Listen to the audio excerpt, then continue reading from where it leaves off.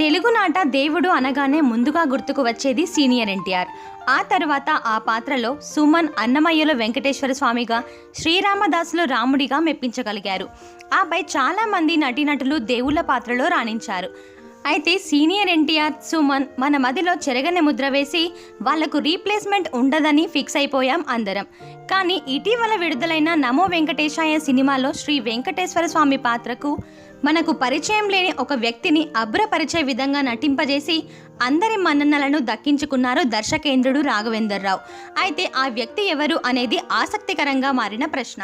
అతని పేరు సౌరభ్ రాజ్ జైన్. ఇతను 1985లో జన్మించారు.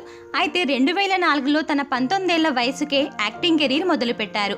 ఇతను ఇప్పటి వరకే చాలా దేవుళ్ల పాత్రలో నటించిన అనుభవం ఉంది.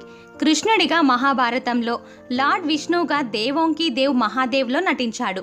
బౌద్ధ మతం వీరి ఆచారం. 17కు పైగా టెలివిజన్ సీరియల్స్లో నటించిన సౌరభ్ ఇప్పుడు నమో వెంకటేశాయ మూవీలో వెంకటేశ్వర స్వామిగా నటించాడు.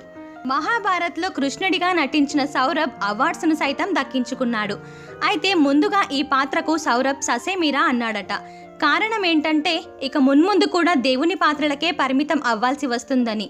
కానీ దర్శకేంద్రుడు అతని అనుమానాలన్నీ తీర్చి తనకు పాత్ర గురించి పూర్తి అవగాహన కల్పించి ఒప్పించారట. లేదంటే తెలుగు ప్రేక్షకులకు ఈ సౌరభ్ పరిచయం కాకపోయేవాడేమో. ఇప్పుడు టాలీవుడ్లో వెంకటేశ్వర స్వామిగా మెప్పించి పలు అవకాశాలు దక్కించుకుంటున్నాడు. So all the very best to Saurabh. ఈ వీడియో మీకు నచ్చినట్టయితే లైక్ చేయండి, షేర్ చేయండి, కామెంట్ చేయండి.